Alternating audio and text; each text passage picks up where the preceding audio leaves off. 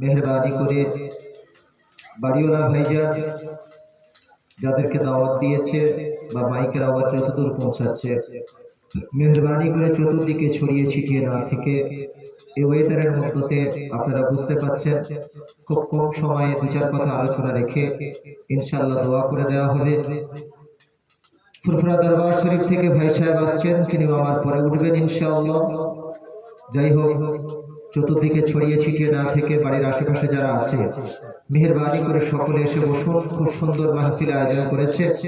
আপনারা কম বেশি অবগত আছেন মরহুম দাইয়ান সাহেব তার সওয়াব রেসানির উদ্দেশ্যে এবং তৎসহ এ বাড়ির কিছু সন্তানদের জন্য আকিকা দেওয়া হয়েছে, সে উপলক্ষে আজকের এই মাজলিস আয়োজিত হয়েছে। মাশাআল্লাহ, আলহামদুলিল্লাহ, আল্লাহ পাক কবুল করুক। আল্লাহর দরবারে শুকরিয়া। তাই চতুর্দিকে ছড়িয়ে ছিটিয়ে না থেকে পবিত্র মাহফিলে এসে বসুন এবং অশেষ সওয়াবের অধিকারী হন। আউযু বিল্লাহি মিনাশ শাইতানির রাজীম। বিসমিল্লাহির রাহমানির রাহিম।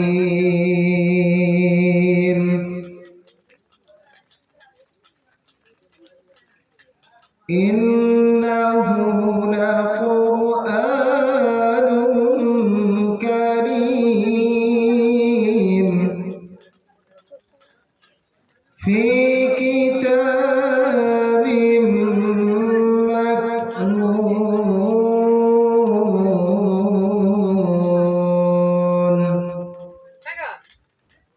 লা ইয়ামাসসুহু ইল্লাল মুতাহহারুন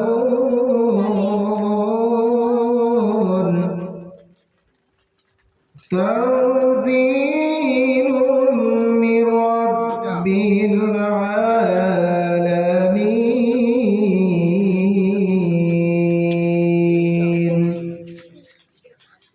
সাদাকাল্লাহুল আযীম। বিসমিল্লাহির রাহমানির রাহিম। আলহামদুলিল্লাহিল্লাযী খালাকাল ইনসানা ওয়া কাররাম ওয়া 'আল্লামাল ইনসানা মা লাম ইয়া'লাম ওয়াল্লাযী আখরাজনা মিনাজ যুলুমাতি ইলান নূর ওয়া নাশহাদু আন লা ইলাহা ইল্লাল্লাহ ওয়াহদাহু লা শারীকা লাহু ওয়া লা মিসলা লাহু ওয়া লা নিদ্দা লাহু ওয়া লা দিদ্দা লাহু ওয়া নাশহাদু আন্না মুহাম্মাদান 'abduhu ওয়া রাসূলুহু الذي أرسله بالحق بشيرا ونذيرا وداعيا إلى الله بإذنه وسراجا منيرا. فقد قال الله تعالى في كلامه المجيد والفرقانه الحميد. بسم الله الرحمن الرحيم. لقد خلقنا الإنسان في أحسن تقويم. وقال الله تعالى في كلامه المجيد والفرقانه الحميد. بسم الله الرحمن الرحيم. ورفعنا لك ذكرك. وقال النبي صلى الله عليه وسلم في الحديث الشريف: المسجد بيت الله. وقال النبي الصلاة والسلام في الحديث الشريف: ليس شيء أقرب على الله تعالى من الدعاء.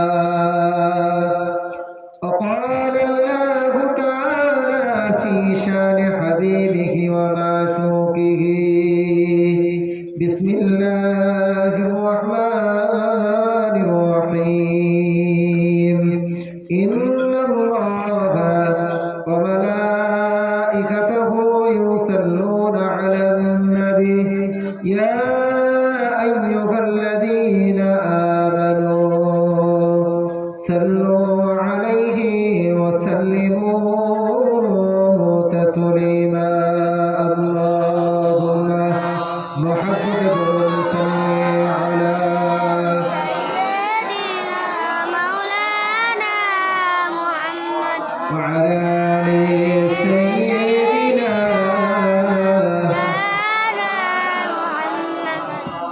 हमने आँखों से देखा नहीं है मगर हमने आँखों से देखा नहीं है मगर उनकी तस्वीर सीने में मौजूद है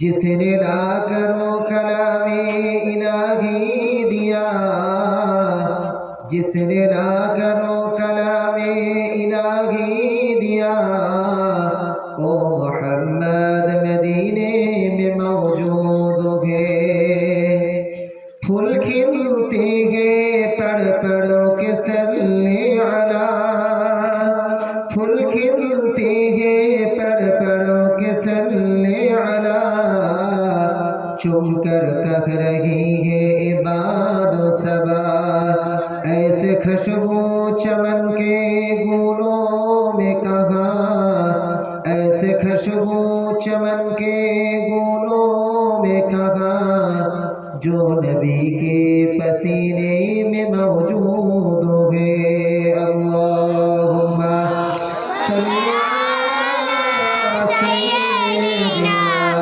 मौलाना मुहम्मद वाला आले सय्यिदिना मौलाना मुहम्मद मुज़म्मिल यासीन मुद्दस्सिर तोहा मुज़म्मिल यासीन मुद्दस्सिर तोहा क्या क्या नई अलक़ब से मौला ने पुकारा क्या शान है उसकी क्या शान है उसकी जो मिल कभी है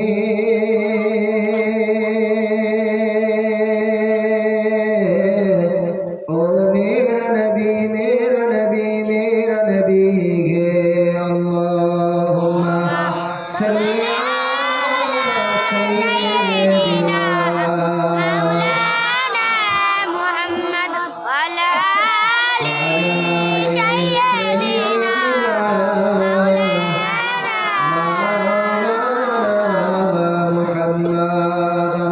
সবাই বলুন হাসবি রব্বি জাল্লাল্লাহ মা ফি কলবি গায়রুল্লাহ নূর মুহাম্মদ সাল্লাল্লাহু লা ইলাহা ইল্লাল্লাহ লা ইলাহা ইল্লাল্লাহ লা ইলাহা ইল্লাল্লাহ মুহাম্মাদুর রাসূলুল্লাহ আল্লাহুম্মা সাল্লি আলা সাইয়্যিদিনা मौलाना मुहम्मद वाला आले सय्यिदिना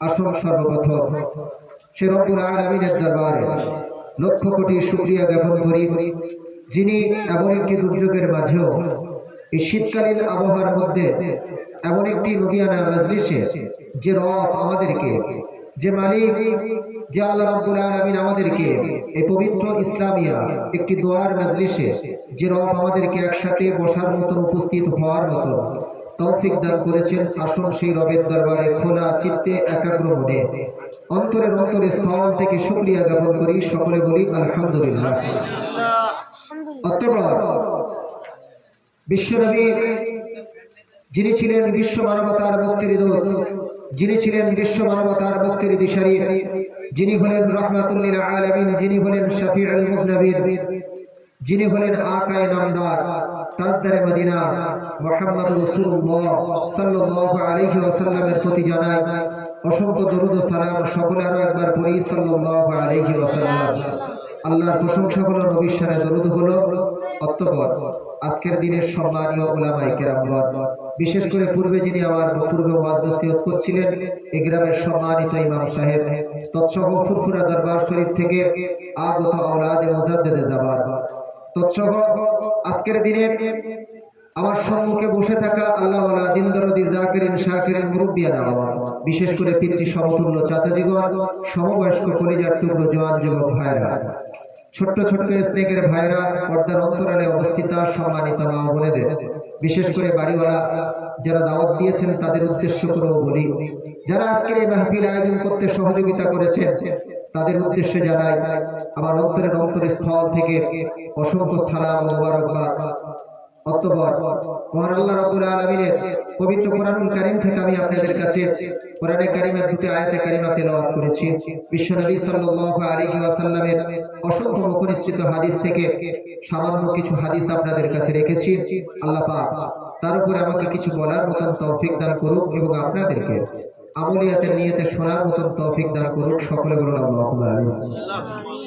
এই ওয়েদারে করজোর করে আমি আরো একবার অনুরোধ জানাবো, যারা আশেপাশে ভাবছেন যে যাব না মনের মধ্যে কনফিউশন রেখেছেন, দ্বিধা না করে, সংকোচ বোধ না করে, বিশেষ করে মাইকের আওয়াজ যতদূর পৌঁছাচ্ছে, মেহেরবানি করে আপনারা এই পবিত্র মাহফিলের মধ্যে এসে বসুন। মাহফিলটা খুব সুন্দর হয়েছে, মাহফিলের ভিতরে আপাতত পানি পড়ছে না। জি, মেহেরবানি করে যারা বাড়িতে আশেপাশে ঘোরাফেরা করছে, ঘোরাফেরা না করে বাড়িতে একদিন মজলিস দিয়েছেন, মেহেরবানি করে এসে বসুন। ইনশাআল্লাহ যতক্ষণ থাকবো আমি আপনাদের কাছে কোরআন এবং হাদিসের আলোকে দু চার কথা রাখার চেষ্টা করবো ইনশাআল্লাহ। মেহেরবানি করে আপনারা এসে বসুন, ওয়াজ নসিহত শুনুন, আখিরি দোয়া হবে। এটা হলো একটি দোয়ার মজলিস। এই দোয়ার গুরুত্ব আল্লাহ রাব্বুল আলামিন অনেক জানিয়েছে। তার পিয়ারা হাবিব মুহাম্মদ রাসূলুল্লাহ সাল্লাল্লাহু আলাইহি ওয়াসাল্লাম দোয়ার গুরুত্ব, দা ইম্পর্টেন্স অফ দা প্রেয়ার, এই দোয়ার গুরুত্ব অনেক হাদিস শরীফের মধ্যে এসেছে।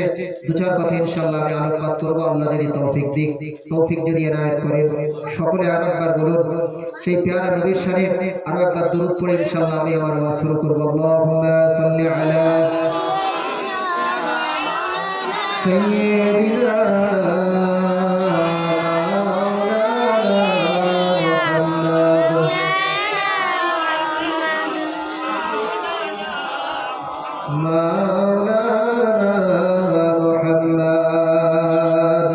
সম্মানিত দিনদারদি বাবাজি, আজকের এই যে মাহফিল আয়োজিত হয়েছে, ওয়াজ নসিহত চতুর্দিকে বহু শুনেছেন। আমি দু চারটি কয়েকটি তথ্য আমি আপনাদের কাছে পেশ করছি। শুনুন, টোটাল পৃথিবীর মুখে যতগুলো মাখলুকাত আল্লাহ পাক সৃষ্টি করেছে, ভালো করে বুঝবেন। কেউ বলে 18,000, ভালো করে শোনেন, কিন্তু সংখ্যা আল্লাহ রাব্বুল আলামিন তিনিই বেহেতার জানেন। একটা হাদিস পাকের মধ্যে এসেছে, সেখানে বলা হয়েছে মাখলুকাতের সংখ্যা হলো 1000।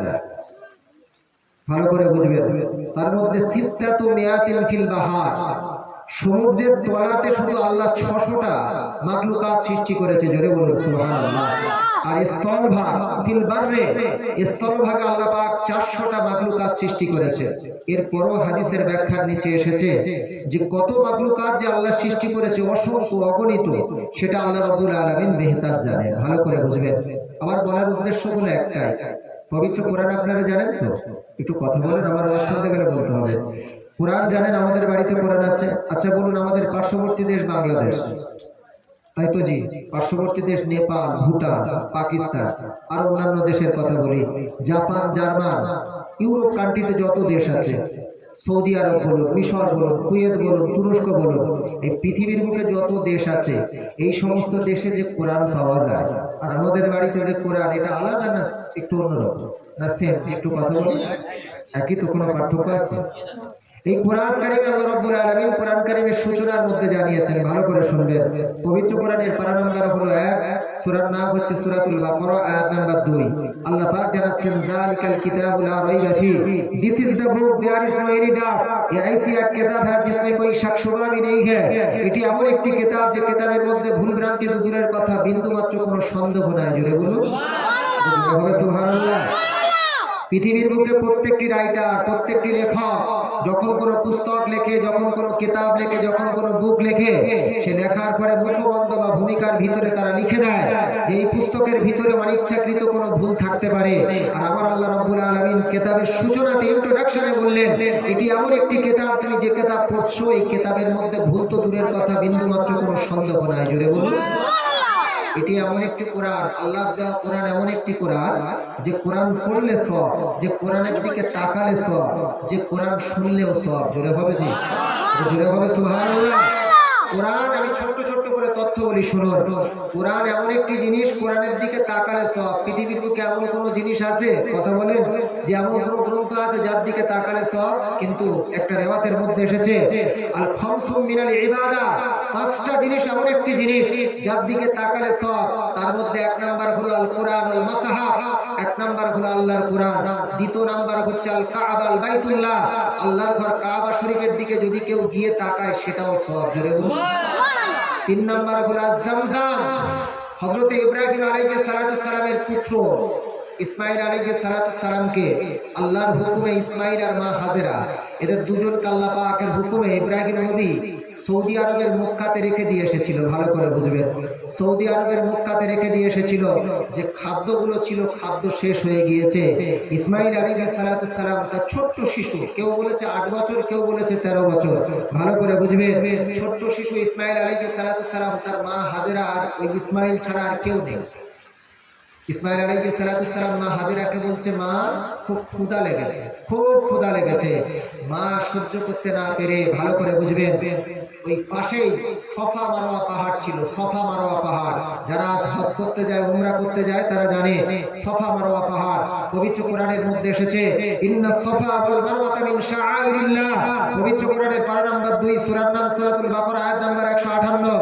আল্লাহ বলছে ইন্নাস সফা ওয়াল মারওয়াতা মিন শাআইরিল্লাহ, সফা মারওয়া পাহাড় হলো আমার দুটো নিদর্শন। জোরে বলুন হযরতে মা হাজেরা, ছোট্ট শিশু ইসমাইল সহ্য করতে পারছে না ক্ষুধার জ্বালা। ইসমাইল আলাইহিস সালাতু সালাম ছোট্ট শিশু বলছে, মা আমার প্রচন্ড ক্ষুধা লেগেছে। মা সহ্য করতে না পেরে সফা পাহাড়ের উপরে একবার উঠে দৌড়াদৌড়ি করে, আর একবার মারওয়া পাহাড়ের উপরে দৌড়াদৌড়ি করে, চতুর্দিকে তাকায় যে কোনো দিকে কোনো কিছু খাদ্যর কোনো সন্ধান পাওয়া যায় কি, বা কোনো পানির সন্ধান পাওয়া যায় কি। কয়েকবার সাফা মারওয়া পাহাড় 7 বার দৌড়াদৌড়ি করলো। মাথার চুলটা এমন করে, একেবারে মাথার চুলটা এলোমেলো হয়ে গেল। আল্লাহ আল্লাহ আল্লাহ আল্লাহ আল্লাহ করে চিৎকার করছে।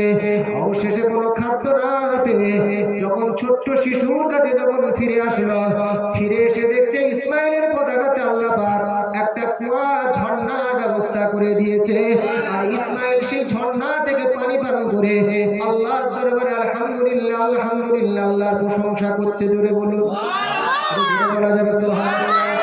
ছোট্ট শিশু ইসমাইল, তার পদাঘাতে যে জমজমের পানি তৈরি হয়ে গেল, এই কুয়াটাই, ঝর্ণাটার নাম হলো জমজম।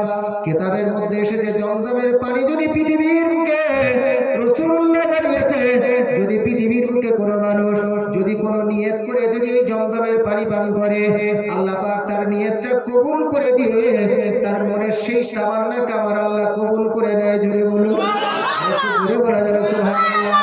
মা হাজেরা এলোমেলো ভাবে দৌড়াদৌড়ি করে সন্তানের জন্য, খাদ্যের জন্য, পানির জন্য যে দৌড়াদৌড়ি করে, আমার আল্লাহ পাক জানিয়ে দাও গো নবী মুহাম্মদ, মা হাজেরা সাফা মারওয়া পাহাড় যে দৌড়াদৌড়ি করেছিল, আমি আল্লাহ এত খুশি হয়েছি। কিয়ামত পর্যন্ত যারা উমরা করতে আসবে আর যারা হজ করতে আসবে, এই সাফা মারওয়া পাহাড়ে কিয়ামত পর্যন্ত তাদের এসে দৌড়াদৌড়ি করতে হবে। জোরে বলো, এই জমজম পানির দিকে তাকালেও সওয়াব। তাহলে কটা জিনিস বললাম, ভালো করে বুঝবেন। একটা হলো কোরআন, আর একটা হলো কাবা, আর একটা হলো জমজম পানি। ভালো করে বুঝবেন। আর চতুর্থ নম্বরের জিনিস হলো রাসূলুল্লাহ বলছেন যে আর একটা হলো আল ওয়ালিদাইন। যদি কেউ পিতামাতার দিকে যদি কেউ তাকায়, নেক নজরে যদি কেউ তাকায়, আমার আল্লাহ পাক সেই পিতামাতার দিকে তাকানোর কারণে আমার আল্লাহ তাআলা আমলনামায় সওয়াব দেবে। তাহলে কোরআন এমন একটা জিনিস, কোরআনের দিকে তাকালে সওয়াব, জোরে বলুন সুবহানাল্লাহ। এছাড়া কোরআন শুনলে সওয়াব কেমন? পবিত্র কোরআনের মধ্যে এসেছে, পবিত্র কোরআনের পারা নাম্বার 9 সূরার নাম সূরাতুল আরাফ আয়াত নাম্বার 204, আল্লাহ পাক জানাচ্ছেন ওয়াইজা কুরিয়াল কুরআন ফাসতামিউ লাহু ওয়া আনসিতু লাআল্লাকুম তুরহামুন। যদি কেউ কোরআন শুনে ভালো করে শুনবেন, ওয়াইজা কুরিয়াল কুরআন, যখন কোরআন পাঠ করা হয়, ফাসতামিউ লাহু, আল্লাহ বলছে তোমরা শোনো, ওয়া আনসিতু, এবং নীরব থেকো, লাআল্লাকুম তুরহামুন, যদি তোমরা কোরআন শোনো, যদি নীরব থেকে কি হবে? আমি আল্লাহ আমার রহমত তোমাদের প্রতি নাজিল হবে। জোরে বলুন, আর জোরে হবে সুবহানাল্লাহ। কোরআন পড়লে সওয়াব, রাসূলুল্লাহ জানিয়েছেন মান ক্বারা হারফান মিন কিতাবিল্লাহ ফালাহু বিহি হাসানা ওয়ালা হাসানাতু বিআশরি আমসালিহা লা আকুলু আলিফ লাম মিম হারফুন ওয়ালাকিন আলিফুন হারফুন ওয়া লামুন হারফুন ওয়া মিমুন হারফ। রাসূলুল্লাহ জানিয়েছেন যদি কোনো ব্যক্তি কোরআনের একটা মাত্র অক্ষর পাঠ করে, ভালো করে শুনবেন, কোরআনের যদি কেউ একটা মাত্র অক্ষর পাঠ করে, আল্লাহ তার আমলনামায় একটা সওয়াব দেবে, কিন্তু এই একটা সওয়াবকে আমার আল্লাহ 10 গুণ বর্ধিত করে দিয়ে তার আমলনামায় 10টা সওয়াব দেবে। রাসূলুল্লাহ বলছে আলিফ লাম মিম, এটা কেবলমাত্র একটা মাত্র অক্ষর নয়, বরং আলিফ একটি অক্ষর, লাম একটি অক্ষর, মিম একটা অক্ষর। যদি কেউ আলিফ লাম মিম পাঠ করে, আল্লাহ তার আমলনামায় 30টা সওয়াব দেবে। জোরে বলুন। তাহলে সেই কোরআন আমাদের বাড়িতে আছে তো? তবে আমি কি বলছিলাম মনে আছে? মাখলুকাতের কথা বলছিলাম, পৃথিবীর বুকে মাখলুকাত সম্পর্কে বলছিলাম। সম্মানিত শ্রোতাবৃন্দগণ, এই পৃথিবীর বুকে যত মাখলুকাত আছে, আমার বলার উদ্দেশ্য হলো একটাই, সেটা হলো এই সমস্ত মাখলুকাতের মধ্যে আল্লাহ জিন সৃষ্টি করেছে। ভালো করে শুনবেন, আল্লাহ পাক গরু, ছাগল, মোষ, ভেড়া, দুম্বা, আল্লাহ বহু কিছু সৃষ্টি করেছে। কুকুর আছে, জঙ্গলের বাঘ আছে, সিংহ আছে, হরিণ আছে, কুমির আছে, অনেক কিছু সৃষ্টি করেছে। এই এতগুলোর মধ্যে থেকে সবচেয়ে শ্রেষ্ঠ মাখলুকাত কাকে বানিয়েছে? একটু কথা বলুন। আমাদের ইমাম সাহেব বললেন মানব জাতি, ঠিক তো জি? পবিত্র কোরআনের মধ্যে এসেছে, পবিত্র কোরআনের পারা নাম্বার 30, পৃষ্ঠা নাম্বার হলো 18, সূরার নাম হচ্ছে সূরাতুত তিন, আয়াত নাম্বার হলো 4। আল্লাহ পাক জানাচ্ছেন লাকাদ খালাকনাল ইনসানা ফি আহসানি তাকবীর, আমি আল্লাহ পৃথিবীর বুকে শ্রেষ্ঠ জাতি করে মানব জাতিকে সৃষ্টি করেছি। জোরে বলুন, সুবহানাল্লাহ। জোরে হবে। মানব জাতির সৃষ্টির মধ্যে একটা বিশাল ইতিহাস লুকিয়ে আছে। সংক্ষেপে বলছি, মানব পৃথিবীর মধ্যে আল্লাহ রাব্বুল আলামিন যা কিছু সৃষ্টি করেছে, তার মধ্যে সব সৃষ্টির গায়ে কিন্তু আল্লাহর কুদরতি হাত রাখিনি।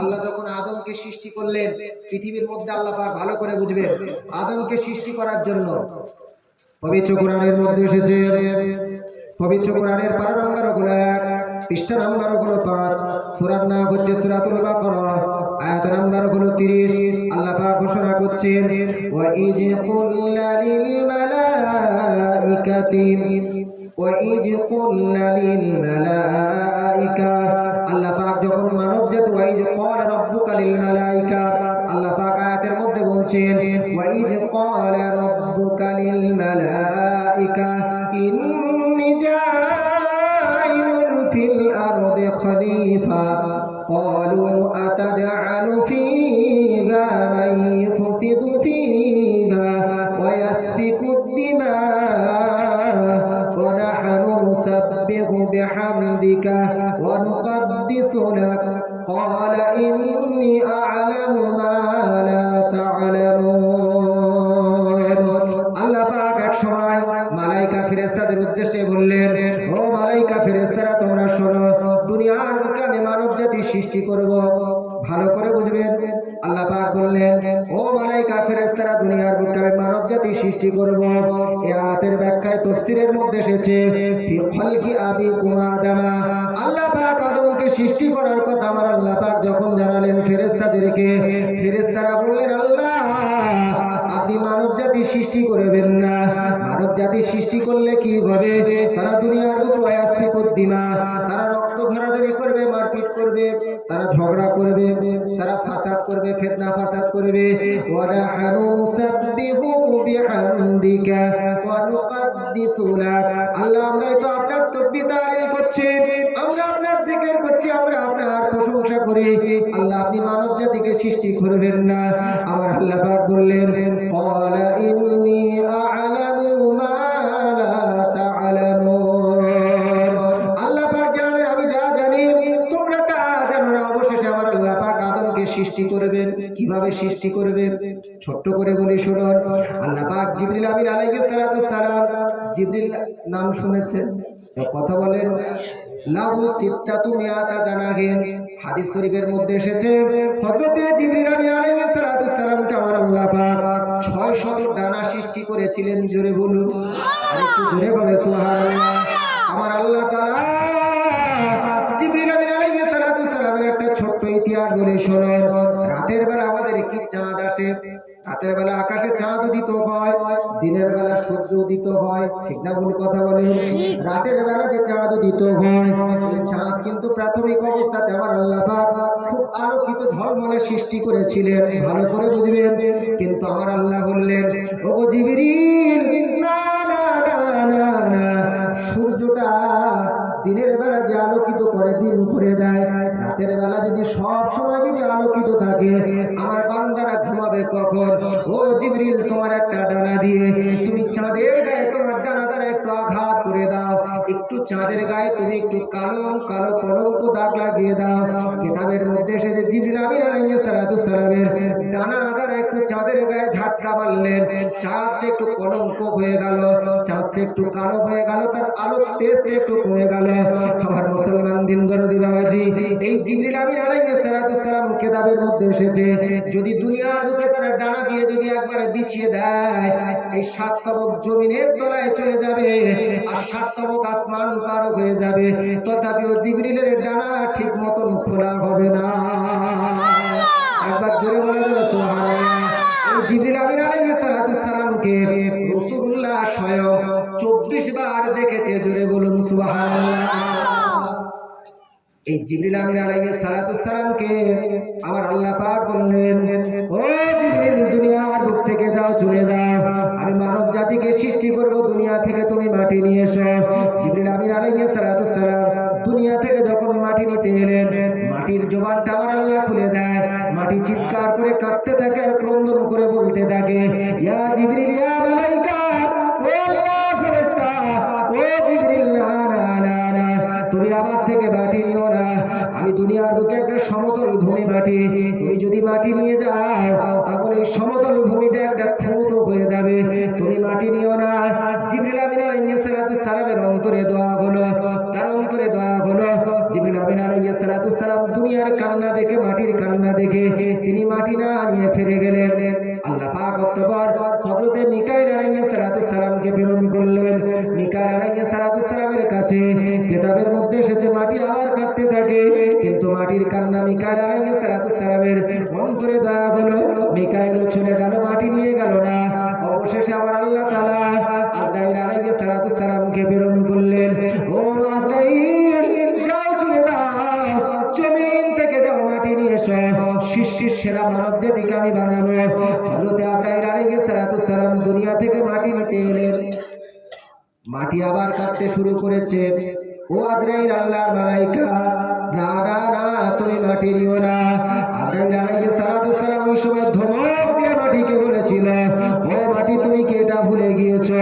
মাটি, তো আমি আজরাইল আমার ইচ্ছায় নিতে আসিনি, যে আল্লাহ তোমার সৃষ্টি করেছে সে আল্লাহ হুকুম দিয়েছে, তবে মাটি না নিয়ে আমি ফিরে যাব না।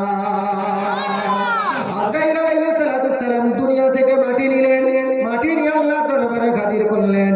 আমার আল্লাহ বলল, গো আজরাইল, জিবরিল যে কাজ পারলো না, মিকাইল যে কাজ পারলো না, তুমি সেই কাজ করেছো। এই যে আমি আদমকে সৃষ্টি করবো মাটি দ্বারা, কিয়ামত পর্যন্ত যত মানব মানবী হবে এদের রূহ কবজের দায়িত্ব আমি আল্লাহ আজকে থেকে তোমাকে দিয়ে দিলাম। বুঝতে পারছেন? ভালো করে বুঝবেন। এই আজরাইল আলাইহিস সালাতু সালাম মাটি নিয়ে গেল, পরিকাঠামো তৈরি হলো, আমার আল্লাহ পাকের কুদরতি হাত আদমের গায়ে স্পর্শ করে দিল। একবার জোরে বলুন সুবহানাল্লাহ। সম্মানিত দিন দরদি বাবাজি, এই মানব জাতিকে আমার আল্লাহ পাক সৃষ্টি করলেন, এই মানব জাতিকে আমার আল্লাহ পাক কোরআনের ভিতর আরেকটা জায়গা জানাচ্ছেন, পবিত্র কোরআনের 12 নম্বর 29 সূরার নাম হচ্ছে সূরাতুল ইনফিতার। আমার আল্লাহ পাক জানাচ্ছেন, ফি আইয়ি সূরাতিন মা শাআ রাক্কাবাক, দুনিয়ার মধ্যে যত মাখলুকাত আছে আমি আল্লাহ মানব জাতির মতো এত সুন্দর মাখলুকাত আমি আল্লাহ বানাইনি। একবার জোরে বলুন সুবহানাল্লাহ। আল্লাহ পাক আপনাদের অনেক জ্ঞান দিয়েছে, ওয়াজ নসিহত অনেক দিন ধরে শুনছেন। আচ্ছা চিন্তা ভাবনা করে দেখেছেন আমরা যে খাদ্য খাই, ভালো করে বুঝবেন, আমরা যে খাদ্য খাই, আচ্ছা আল্লাহ যদি এই মুখটাকে, ভালো করে শুনবেন, মুখটাকে এখানে তৈরি করে যে ঠিক আছে, আল্লাহ যদি এই মুখের উপরে যে নাসিকা, নস, ইংরেজিতে বলা হয় নস আর আরবিতে বলা হয় আনফুন, আরবিতে বলা হয় আনফুন, আনফুন মানে নস, এই নাক। আচ্ছা যদি নাকটাকে আল্লাহ যদি পিছনে সৃষ্টি করতো, ভালো করে বুঝবেন, এই নাক যদি আল্লাহ পিছনে সৃষ্টি করতো, এই নাকের কাজ কি বলুন তো? বর্তমান সায়েন্স, লাইফ সায়েন্স খুলে দেখবেন নাক বলছে দুটো কাজ। একটা কাজ হলো অক্সিজেন নেওয়া আর কার্বন ডাই অক্সাইড পরিত্যাগ করা, এবং যারা পড়াশোনা করে তারা জানে তো, ঠিক তো জি? গাছ আমাদের অক্সিজেন দেয়, গাছের বাপের ক্ষমতা নিয়ে আল্লাহ না দিলে, ঠিক তো জি? তো কথা বলেন, গাছের বাপের ক্ষমতা আছে দেওয়ার, আল্লাহর হুকুম হয় তাই গাছ দেয়। আচ্ছা দুনিয়ার বুকে অনেক জিনিস ধর্মঘট ডাকে, অনেক জিনিস ধর্মঘট ডাকে না? কোনো এলাকায় কেউ মারপিট হচ্ছে, কোনো কিছু হচ্ছে, মাঝে মধ্যে দেখবেন রেলপথ বন্ধ করে দিচ্ছে, গাড়ি বন্ধ করে দিচ্ছে, ধর্মঘট ডাকে। আল্লাহ যদি বলে দুনিয়ার মানুষ এত নাফরমান হয়ে গেছে, গাছ 2 মিনিটের জন্য তোরা ধর্মঘট ডাকতো, অক্সিজেন দেওয়া বন্ধ করে দিত, দুনিয়ার কোনো মানুষ বাঁচতো না, সব পাগল তুলতো। কথা কি বলছি বুঝতে পারছেন? বুঝতে পারছেন জি? আল্লাহ কত বড় রহমান ও রহিম, বুঝতে পারছেন? ভালো করে বুঝবেন, এই যে নাকের দুটো কাজ, একটা হলো অক্সিজেন নেওয়া আর কার্বন ডাই অক্সাইড পরিত্যাগ করা, ভালো করে বুঝবেন। আর একটা কাজ আছে, সেই কাজটা কি জানেন? আমরা যে মাল, এই কোফতা, পকোড়া, বিরিয়ানি, হালুয়া, পলোয়া যা খাচ্ছি, ইলিশ, ভেটকি, লেবু টেবু যা খাচ্ছি, ফল পাকড় যা খাচ্ছি, কিন্তু এই মিস্টার নোস এ কিন্তু বলে দেয় মালটা টাটকা না বাসি, বলে না? ওরা কথা বলে। আল্লাহ যদি এই নাকটা যদি পিছনে সৃষ্টি করতো, তাহলে একবার চিন্তা ভাবনা করে দেখেছেন, মাল খাওয়ার সময় একবার পিছন দিক থেকে ঘুরিয়ে নিতে হতো যে তুমি বলে দাও মিস্টার নোজ মাল টাটকা না বাসি, তবে আমাদের দিকে এলো। আল্লাহ কত বড় রহমান রহিম দেখেছে, ঠিক জানে নাকের কাজ হচ্ছে মাল টাটকা না বাসি বলে দেবে, একেবারে ঠিক মিস্টার, একদম মিস্টার মাউথ, এই মাউথের উপরে মিস্টার নোজ আল্লাহ সৃষ্টি করেছেন। জোরে বলুন, জোরে বলা যাবে সুবহানাল্লাহ। আল্লাহ তাই কোরআনের ভিতরে বলছে, ওয়াইন তাউদ্দু নি'মাতাল্লাহি লা তুহসুহা, বান্দা তুমি আমি আল্লাহ যে তোমার কত নিয়ামত দিয়ে সৃষ্টি করেছি তুমি গণনা করেও পারবে না। জোরে বলুন সুবহানাল্লাহ। কয়েকদিন আগে করোনা হয়েছিল না? করোনা দেশে এসেছিল তো, এই করোনা যখন এসেছিল পুলিশ প্রশাসন আপনাদের এত ভিতরে ঢুকেছে কি জানি না, পুলিশ প্রশাসন মোটামুটি 5 জন আর বেশি মসজিদগুলোতে নামাজ পড়তে নিষেধ করেছিল, বাইরে 2 জন করে দেখা পেলে একদম স্পেশাল ডান্ডা দিয়ে মেরেছিল। আচ্ছা বলুন, যখন করোনাটা সব এলো, রাস্তাঘাট, বাড়ি ঘোড়া, বিধানসভা, লোকসভা, দোকানপাট সব বন্ধ, স্কুল পাঠশালা সব বন্ধ হয়ে গেল, লোক আবার ভেবেছিল যে আবার মনে হয় দুনিয়ার নতুন করে শুরু হবে, অনেক লোক ভেবেছে মনে হয় এই গেল সব। ঠিক বলছি না জি? কথা বলেন, সব মানুষের খাওয়া দাওয়া বন্ধ হয়ে গিয়েছিল। জি জি না, ঠিক আছে, একটু জোরে দিতে হবে, একটু সম্মানিত দিনদরদি বাবাজি, আমি আপনাদের যে জিনিস বোঝাচ্ছি, তাহলে মানব জাতিকে আল্লাহ রাব্বুল আলামিন সৃষ্টির সেরা জাতি বানালো। এত কিছু বলার মূল উদ্দেশ্য হলো একটাই, এই মানব জাতির মধ্য থেকে একজন মহামানবকে আল্লাহ সৃষ্টি করেছেন, তিনি হলেন the best character in the world, his name is prophet Muhammad সাল্লাল্লাহু আলাইহি ওয়াসাল্লাম। জোরে বলুন সুবহানাল্লাহ। এটা জোরে বলা যাবে? বলছি তা না, আমি পূর্বে বলেছি যে আমাদের বাড়িতে কোরআন আছে, এই পবিত্র কোরআনের পারা নাম্বার 29, পৃষ্ঠা নাম্বার 3, সূরার নাম হচ্ছে সূরাতুল কলাম, আয়াত নাম্বার 4। আল্লাহ পাক বলছেন, ওয়া ইন্নাকা আলা খুলুকিন আযীম, the best character in the world, his name is prophet Muhammad সাল্লাল্লাহু আলাইহি ওয়াসাল্লাম। পৃথিবীর মধ্যে the first man in the world, his name is Adam আলাইহিস সালাতুস সালাম। পৃথিবীর প্রথম মানুষের নাম কি? কথা বলেন, কথা বলেন। আমাদের আব্বার নাম, আসল আব্বার নাম জানেন না? আদম আলাইহিস সালাতুস সালাম, তিনি আমাদের আদি পিতা, ঠিক না ভুল? কথা বলেন। আদম নবী আসল তো? আদম নবী আসল যদি হয়, মজার বিষয় মনে রাখবেন, অনেকদিন ওয়াজ নসিহত শুনেছেন, তাফসীরে জালালাইনের টিকার মধ্যে এসেছে 6 পারা, তাফসীরে জালালাইনের টিকার মধ্যে এসেছে আল্লাহ পাক আদম আলাইহিস সালাতুস সালাম, আমার পূর্বের বক্তা সম্ভবত ওয়াজ করছিল, আমি গাড়িতে নামছিলাম, শুনছিলাম যে আদম আলাইহিস সালাতুস সালামের তওবার কাহিনী বলছিলেন। জি যাই হোক, এই আদম আলাইহিস সালাতুস সালাম জান্নাতে যে গন্ধম ফল খেলেন, কেউ বলছে তুফাহুল আপেল খেলো, কেউ বলছে ইনাবুল আঙ্গুর খেলো, কেউ বলছে হিনতাতুল গন্ধম গাছের ফল খেয়েছিল। যাই হোক, আল্লাহ পাক বেহতার জানে আদম নবীকে কোথায় নামানো হয়েছিল। কথা বলেন না কেন? আদম নবীকে সিংহল দ্বীপে, সিংহল দ্বীপটা কোথায় জানেন? এই তৎকালীন টোটাল ভারতবর্ষ ভাগ করা ছিল, মনে রাখবেন এই তথ্যটা, মনে রাখবেন।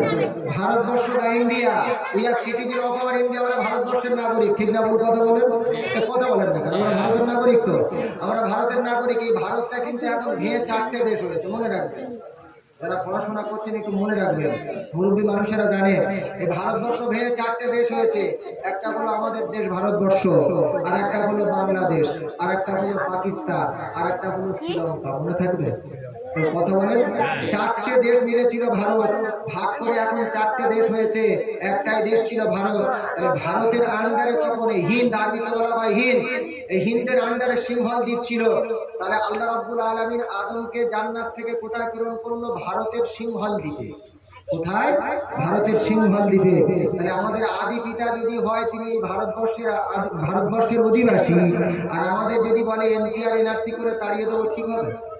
মাথা মনে হয় ঢুকে দিয়ে, আরে দেশ তো আমাদের বাপের, এখান থেকে তাড়াবে কি করে? মাথায় কিছু ঢুকে না বলে, আরে দেশ তো আদম নবী। তাহলে আদম নবী সর্বপ্রথম তিনি এই ভারতবর্ষের বুকে এলো, তারপরেও বলছি এনপিআর এনআরসি করে তাড়াবে। আচ্ছা, আপনারা জ্ঞানী গুণী মানুষ, আমি কারোর বিরুদ্ধে বলছি তার নয়। আচ্ছা, ভোটার কার্ড, আধার কার্ড, প্যান কার্ড, এই যে কার্ডগুলো আছে, জমির কাগজপত্র আমাদের বাড়ির কোনো অফিসার করে? আমাদের ছেলেপুলেরা করে? কথা বলেন না কেন? করে? এই ভোটার কার্ড আমাদের বাড়ির লোক তৈরি করে না, বা আমাদের আশেপাশে কেউ তৈরি করে? না, আর কথা বলেন, ফর্ম ফিল আপ আমরা করি, কিন্তু করে কারা? সরকার করে তো। আধার কার্ড আমরা ফর্ম ফিল আপ করি, গিয়ে বসি, ছবি তুলে নাম টাম লিখে দিই, কিন্তু তাহলে ভালো করে বুঝুন, বলছে ভোটার কার্ড, আধার কার্ড, প্যান কার্ড, ব্যাংকের বই, স্কুলের সার্টিফিকেট, যদি নাম না মিল হয় তাহলে তোমার এনপিআর এনআরসি করে তাড়িয়ে দেবে। তো ভুলটা করেছে আমি না ওরা? আবার বলছে ওরা ভুল করছে, আবার বলছে তোমার তারা। কি চিন্তা ভাবনা মাথায় ঢুকেছে আমরা বুঝি। তাহলে একবার তো আন্দোলন করা উচিত, ভুলটা তো তোমরাই করছো, আবার তাড়াবে কেন?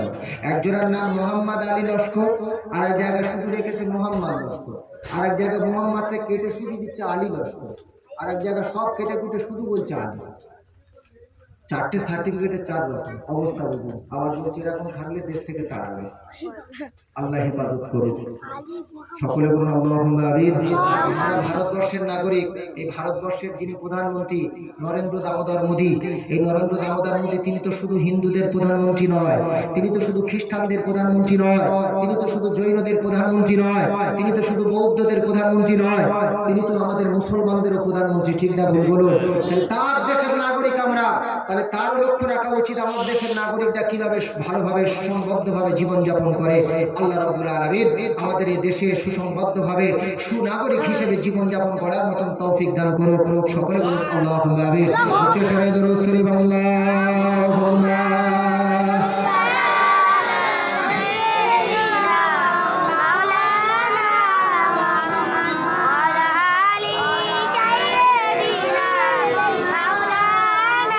प्यारा हबीब আমার নূর নবী জি আমার রাস্তা দিয়ে হাঁটিয়া যায়, মরুভূমির ছোট বালুকণা নবীকে সালাম জানায়, নবীকে সালাম জানায়। এমন নবী দুনিয়াতে হয়নি আর হবেও না, যাহার নামে পড়িলে দরুদ গুনাহ রাশি থাকিবে না। আল্লাহুম্মা সাল্লি আলা সাইয়্যিদিনা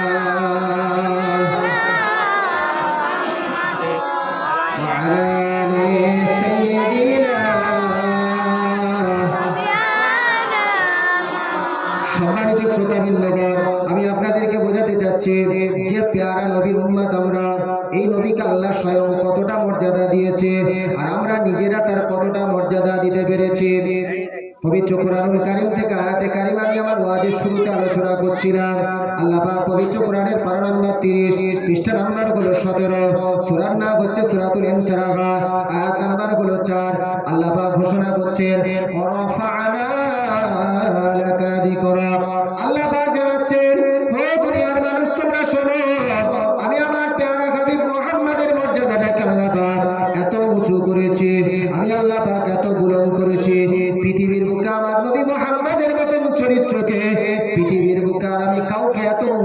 মর্যাদা আমি আল্লাহ কাউকে দিইনি। জোরে বলা যাবে সুবহানাল্লাহ। আচ্ছা বলুন, নবীর মর্যাদা কে দিয়েছে? আল্লাহ দিয়েছে। কিভাবে দিচ্ছে দেখুন, কিতাবটির নাম হলো তাফসিরে বাগাবী। ইমাম বাগাবী রহমাতুল্লাহ আলাইহি তার তাফসিরের মধ্যে এনেছেন। ভালো করে বোঝার চেষ্টা করবেন। রাসূলুল্লাহর দরবারে যখন এই আয়াতে কারিমা নাযিল হলো, হযরত জিবরিল আমিন আলাইহিস সালাতু সালাম তার কাজ হলো নবীদের কাছে ওহী নিয়ে যাওয়া, ঠিক না ভুল বলেন? হযরত জিবরিল আমিন আলাইহিস সালাতু সালাম রাসূলুল্লাহর কাছে কোরআনের এই আয়াতটি যখন অবতীর্ণ হলো, আল্লাহ রাসূলুল্লাহর কাছে বলছেন, ও জিবরিল বলো বলো বলো, আমার আল্লাহ তাআলা আমার মর্যাদাটাকে কিভাবে উঁচু করেছে, আমার আল্লাহ তাআলা আমার মর্যাদাটাকে কিভাবে উঁচু করেছে। হযরত জিবরিল আমিন আলাইহিস সালাতু সালাম বলছে, ইয়া রাসূলুল্লাহ, ইয়া হাবিবাল্লাহ, আল্লাহ পাক যতটুকু আমাকে বলার অনুমতি দেয় ততটুকু আমি আপনার কাছে বলি, এর চেয়ে বেশি কিছু আমি আপনাকে বলতে পারবো না। আমি আপনাদের কাছে দেখুন একটু পয়েন্ট করে বলে যাচ্ছি। হযরত জিবরিল আমিন আলাইহিস সালাতু সালাম আল্লাহর দরবারে হাজির হয়ে যায়। আল্লাহর দরবারে থেকে রাসূলুল্লাহর দরবারে এসে হাজির হয়। আল্লাহর দরবারে উত্তরটা নিয়ে আসে, ও জিবরিল আমিন আমার রাসূলুল্লাহর কাছে চলে দাও। রাসূলুল্লাহর কাছে গিয়ে বলে, ইদা যিকিরতু যিকিরতা মাই, আমার আল্লাহ তাআলা জানিয়ে দিল, ও হাবিব মুহাম্মদ রাসূলুল্লাহ, আমার আল্লাহ তাআলা জানিয়েছে দুনিয়ার বুকে যেখানে আমার আল্লাহর নাম নেওয়া হবে, আমার আল্লাহ জানিয়েছেন ও রাসূল তোমার নামটাও সেখানে আলোচনা করা হবে। একবার জোরে বলা যাবে সুবহানাল্লাহ। আচ্ছা, আল্লাহর নাম নেওয়া হয় কোথায় কোথায়? ভালো করে বুঝবেন, আল্লাহর নাম কোথায় কোথায় নেওয়া হয়। এই আয়াতের ব্যাখ্যা কিভাবে এসেছে দেখুন। আজকের বলুন, আমরা আমাদের রাজ্যের নাম হলো পশ্চিমবঙ্গ, ঠিক না ভুল বলেন? আমরা পশ্চিমবঙ্গে বাস করি। এই পশ্চিমবঙ্গে আমাদের আশেপাশে যে সমস্ত মসজিদগুলো আছে, এই মসজিদগুলো কবার আজানো হয়? কথা বলেন, কবার আজানো হয়? Bangladesh, Nepal, Bhutan, Japan, German, Iraq, Iran, Bangla, এমন করে সৌদি আরব, কুয়েত, কাতার, টোটাল পৃথিবীর বুকে যতগুলো দেশ আছে কবার আজানো হয়? 5 বার আজানো হয়। আপনারা অনেক জ্ঞানী গুণী মানুষ, আজানের আওয়াজ আমাদের কানে আসে না নাই? আসে। নামাজ হয়তো সবাই পড়তে যায় না, কিন্তু আজানের আওয়াজ আসে না নেই? আসে। অনেক এখন ইয়াং জেনারেশন, এরা আজানের আওয়াজ কানে ভালো লাগে না। দেখবেন Nokia, Oppo, Hitech, Realme, Samsung, iPhone, বিভিন্ন কোম্পানির হেডফোন এখন কানে গুঁজে রাখে, এদের কানে আজানের আওয়াজ ভালো লাগে না।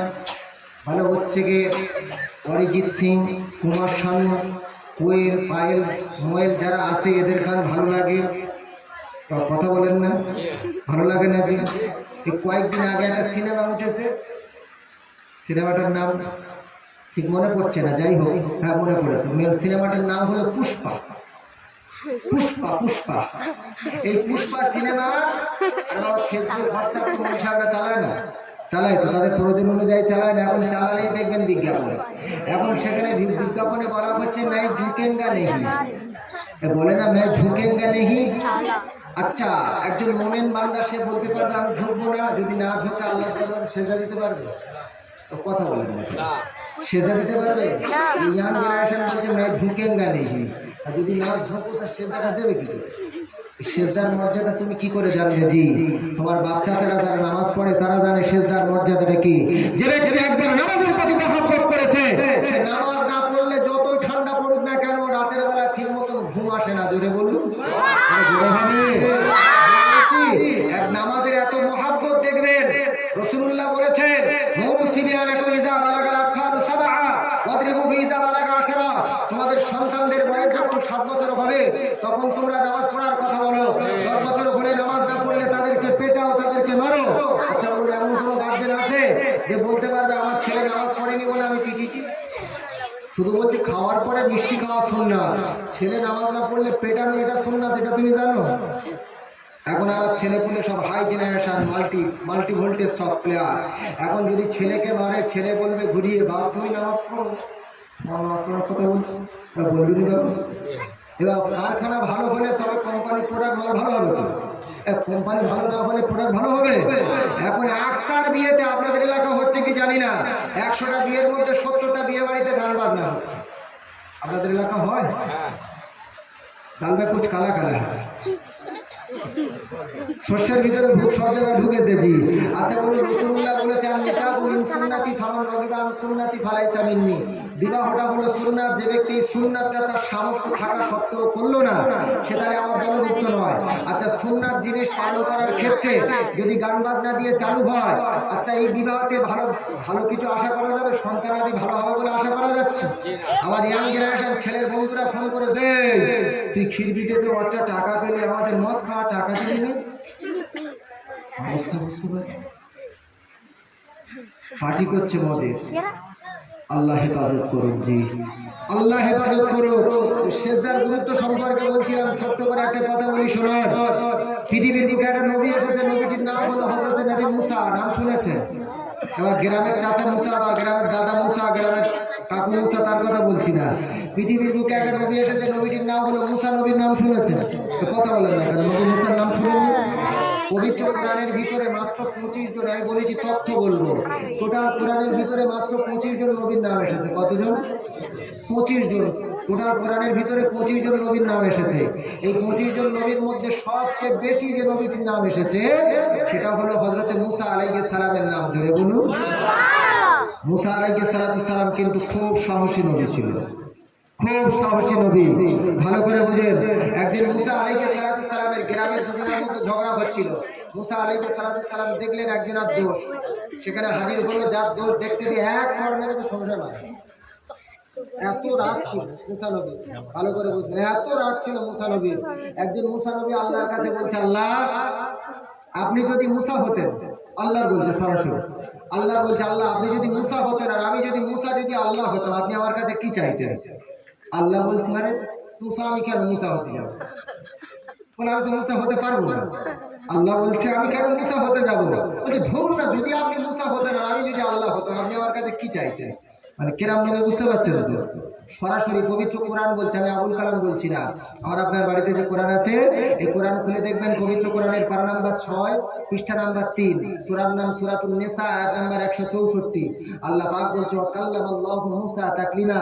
মুসা নবীর সঙ্গে আমার আল্লাহ সরাসরি কথা হতো। জোরে বলুন সুবহানাল্লাহ। মুসা আলাইহিস সালাম, এই যে সরাসরি কথা হতো, এখানে মজার বিষয় আছে, ভালো করে বুঝবেন। মুসা আলাইহিস সালাম যে সরাসরি কথা হতো, মুসা নবী একদিন আল্লাহ বলছে, আল্লাহ এই কদিন এরকম করে শুধু না দেখে কথা হবে, একটু দেখা দেখি বলি ভালো হতো। মুসা নবী কিন্তু খুব পাওয়ারওয়ালা নবী ছিল। আচ্ছা বলুন, এখনকার ইয়াং জেনারেশনের কথা পরে বলছি, যদি কারোর বন্ধু বান্ধব আত্মীয় স্বজন থাকে, তো বাইরে থাকে বা অনেক দূরে থাকে, যদি ফোন করে 2-4 বছর হয়ে যায়, বলে না যে বন্ধু কতদিন আর ফোনে দেখা হয় না, অনেকদিন হয় না, একটু আমাদের বাড়িতে আয়, বলে না? তো কথা বলে না, এখন ফোন উঠে গেছে, বলে তো জি। তা মুসা নবী এরকম। আর ইয়াং জেনারেশন ওরা কি করে জানেন? প্রেমিকা যদি না দেখা হয়, বলবে কতদিন আর ফোনে কথা হবে, চলো পার্কে যাই, হোটেলে যাই, তাহলে একটু সেখানে গিয়ে দেখা করি, বাঁশবাগানে যাই। আপনাদের এলাকার ছেলে মেয়ে হয়তো ভালো, কিন্তু এরা হচ্ছে জি, বুঝতে পারছেন? আল্লাহ হেফাজত করুক। যাই হোক, সম্মানীয় দিনদরদি বাবাজি, মুসা আলাইহিস সালাম একদিন আল্লাহর বলছে, আল্লাহ এরকম করে আর হয় না, একটু দেখা দেখি ব্যবস্থা করুন, এরকম করে হয় না। আল্লাহ নবী মুসা আলাইহিস সালাম তুর পর্বতে হাজির হয়ে গেলেন। সেখানে গিয়ে বলছে, আমার আল্লাহ আপনার সঙ্গে আমি একটু দেখা করতে চাই। আমার আল্লাহ বলছেন, ওগো নবী মুসা, শোনো শোনো, তুমি কি জানো তুমি কোথায়, আমি আল্লাহ কোথায়, তুমি কি এটা জানো? আমার আল্লাহ নবী মুসাকে বলছো, নবী মুসা তুমি কি জানো তুমি কোথায়, আমি আল্লাহ কোথায়, তুমি এটা কি জানো? মুসা আলাইহিস সালাম বলছে, আনা ফিত তুর, আনা আলাত তুর। ওগো আল্লাহ, আমি তো তুর পর্বতে আছি। আর আমি আল্লাহ, আমি মুসা, আমার মনে হয় আল্লাহ এই তুর পর্বতের উপরের দিকে যে বড় বড় চূড়া আছে, যারা ভূগোল বা জিওগ্রাফি পড়েছে তারা জানে, পাহাড়ের উপরে বড় বড় চূড়া থাকে। হযরত নবী মুসা ভাবতেন যে চূড়ার উপরে মনে হয় আল্লাহ পাক আছে। আমার আল্লাহ পাক বলছে, ও নবী মুসা, না না না না না, তুমি ভাবছো যে চূড়ার উপরে আমি আছি, তা নয়। বাইনি ওয়া বাইনাকা 70,000 হিজাবান। ও নবী মুসা, শোনো শোনো শোনো, আমি আল্লাহ পাক তোমার মাঝে 70,000 নূরের পর্দা রয়েছে। জোরে বলা যাবে সুবহানাল্লাহ। তুমি চেষ্টা করলে আমি আল্লাহ আমাকে দেখতে পারবে না। ও নবী মুসা, তবে তুমি কি জানো এমন কিছু মানুষ আছে যারা আমি আল্লাহ আমাকে দেখতে পাবে? ভালো করে বুঝবেন। মুসা নবী কেমন আল্লাহ পাক বললেন,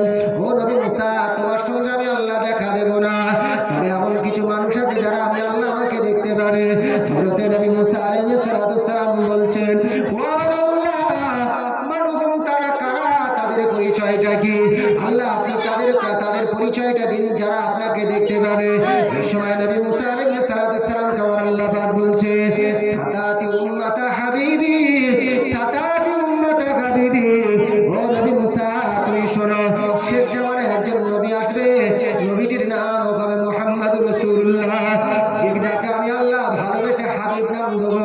ও নবী মুসা শোনো শোনো শোনো, সাতাতি উম্মাতা হাবিবি, সে হাবিব নবীর উম্মতেরা তারা যখন ইদুকুম ইয়াসজুদুন, তারা যখন নামাজের পাটিটা বাড়িতে বিছিয়ে দেবে, অথবা তারা যখন মসজিদে যাবে, মসজিদে গিয়ে তারা যখন নামাজেতে এমন করে নামাজ পড়বে বলে খাতির হয়ে যাবে, নামাজে দণ্ডায়মান হয়ে যাবে, নামাজে দণ্ডায়মান হয়ে গিয়ে তারা যখন ইদুকুম ইয়াসজুদুন, তারা যখন সিজদায় চলে যাবে, ফালা গিরা বাইনা বাইনাকুম, ও নবী মুসা তুমি শোনো শোনো শোনো, বাইনা বাইনাকা সাবঈনা আলফা হিজাবান, তোমার আর আমার মাঝে 70,000 দূরের পর্দা।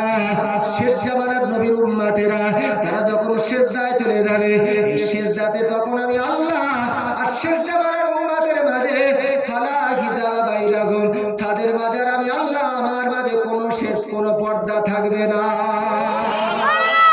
জোরে হবে সুবহানাল্লাহ। নারে তাকবীর, নারে তাকবীর। হযরত আলী রাদিয়াল্লাহু তাআলা রাসূলুল্লাহ জামাই ছিলেন। কথা বলেন। হযরত আলী রাদিয়াল্লাহু তাআলার দুই পুত্র ছিল, একটা পুত্রের নাম হলো হযরত হাসান আর একজনের নাম হলো হযরত হুসাইন রাদিয়াল্লাহু তাআলা আনহুমা। রাসূলুল্লাহ বলছে আল হাসান ওয়াল হুসাইন সাইয়্যিদুশ শাবাব আহলিল জান্নাহ, তারা হলো জান্নাতের যুবকদের সর্দার। জোরে বলুন সুবহানাল্লাহ। এই রাসূলুল্লাহর দুজন নাতি হাসান এবং হুসাইন রাদিয়াল্লাহু তাআলা আনহুমা, রাসূলুল্লাহ নিজে তাদের তরফ থেকে আকিকা দিয়েছিলেন। আজকের আকিকার মজলিস, জোরে বলুন সুবহানাল্লাহ। জোরে বলা যাবে সুবহানাল্লাহ। বাবাজি, এই আলী রাদিয়াল্লাহু তাআলা বলছেন যখন আমি নামাজ পড়তে যাই, নামাজের ভিতর আমার আল্লাহকে দেখতে পাই। জোরে বলুন সুবহানাল্লাহ। আলী রাদিয়াল্লাহু তাআলা এক সময় পায়েতে তীর ফুটেছে, তীর ঢুকে গিয়েছে। কিছু সাহাবীরা তারা গিয়ে আলী রাদিয়াল্লাহু তাআলার তীরটা টানাটানির চেষ্টা করছে। হযরত আলী বিভৎস চিৎকার করছে। হযরত আলী যখন এই বিভৎস চিৎকার দেখলো, রাসূলুল্লাহ বললেন আলীর তীর টানার কোনো প্রয়োজন নাই। হযরত আলী তীরটা তাহলে কখন টানা হবে? রাসূলুল্লাহ বললেন যখন হযরত আলী ওই তীর অবস্থাও নামাজ কাজা করবে না, আমার জামাই হযরত আলী নামাজ কাজা করবে না, যখন আলী নামাজ পড়বে, নামাজ পড়তে পড়তে তোমরা তীর টেনে নেবে, হযরত আলী বিন্দু মাত্র বুঝতে পারবে না। জোরে বলুন সুবহানাল্লাহ। হযরত আলী রাদিয়াল্লাহু তাআলা নামাজ পড়তে চলে গেলেন। ওই তীর অবস্থায় নামাজ পড়তে পড়তে আলী রাদিয়াল্লাহু তাআলা এত চিৎকার করছিলেন, কিন্তু নামাজ পড়তে পড়তে যখন তীর টানা হলো, বিন্দু মাত্র কোনো কিছু টের পেলেন না। জোরে বলুন সুবহানাল্লাহ সুবহানাল্লাহ। তারা পড়ে যায়, যুবক ছেলে বলছে না ঝুঁকেন গানি, অবস্থা বুঝতে পারছেন। আল্লাহ হেফাজত করুন। উচ্চ স্বরে দরুদ শরীফ আল্লাহুম্মা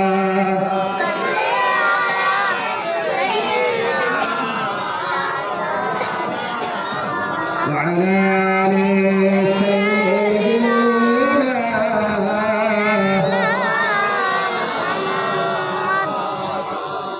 دينের নবী মুস্তাফা মুহাম্মদ রাসূল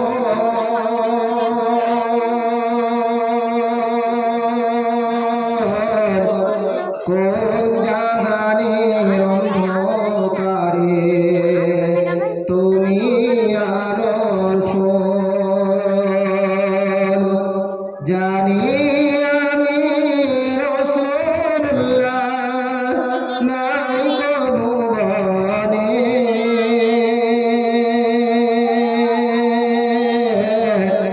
তবুও মন যে আমার সদা সেই দিকে টানে।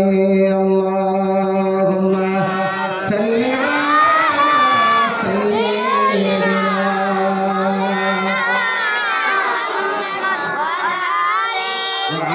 আলি সাইয়্যিদিনা।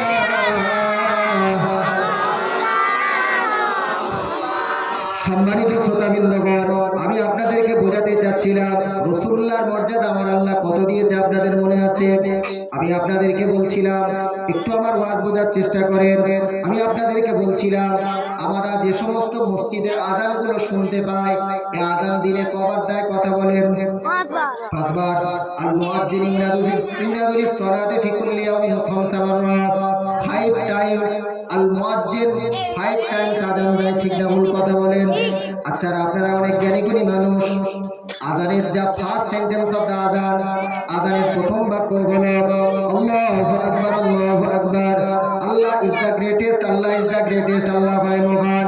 The second sentence of the আযান, আযানের দ্বিতীয় বাক্য হলো আশহাদু আল্লা ইলাহা ইল্লাল্লাহ, আমি সাক্ষ্য দিচ্ছি আল্লাহ ছাড়া কোনো মাবুদ নাই। ভালো করে মনে রাখবেন রাসূলুল্লাহকে আমার আল্লাহ কত মর্যাদা দিয়েছে। পৃথিবীর বুকে কোন নবীকে আমার আল্লাহ এত মর্যাদা দেয়নি।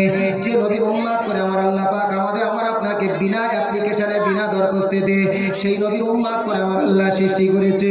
আমার আপনার দয়ার নবীর কত মর্যাদা আমার আল্লাহ দিয়েছে দেখুন। The third sentence of the আযান, আযানের তৃতীয় বাক্য হলো আশহাদু আন্না মুহাম্মাদুর রাসূলুল্লাহ, আমি সাক্ষ্য দিচ্ছি যে আল্লাহর প্যারা বান্দা হলো মুহাম্মাদুর রাসূলুল্লাহ। আশহাদু আন্না মুহাম্মাদুর রাসূলুল্লাহ, আমি সাক্ষ্য দিচ্ছি যে মুহাম্মদ আল্লাহর রাসূল, ঠিক না ভুল কথা বলেন? আচ্ছা বলুন আমার আল্লাহ পাক বলছে ও হাবিব মুহাম্মাদুর রাসূলুল্লাহ, আমার শ্রেষ্ঠ নবী মুহাম্মদ, শোনো আমি আল্লাহ তোমাকে এত মর্যাদা দিয়েছি। পৃথিবীর বুকে আল্লাহ পাক আদম নবী থেকে শুরু করে হযরত ঈসা আলাইহিস সালাম পর্যন্ত কোন নবী রাসূলের নাম আযানের ভিতরে ঢুকিয়েছে? কথা বলেন, আযানের ভিতর ঢুকিয়েছে? কোন ফেরেশতাদের নাম আযানের ভিতর আল্লাহ ঢুকিয়েছে? কথা বলেন ঢুকিয়েছে?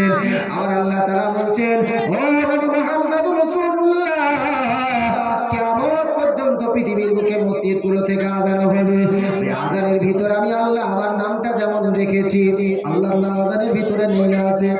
কথা বলেন আছে?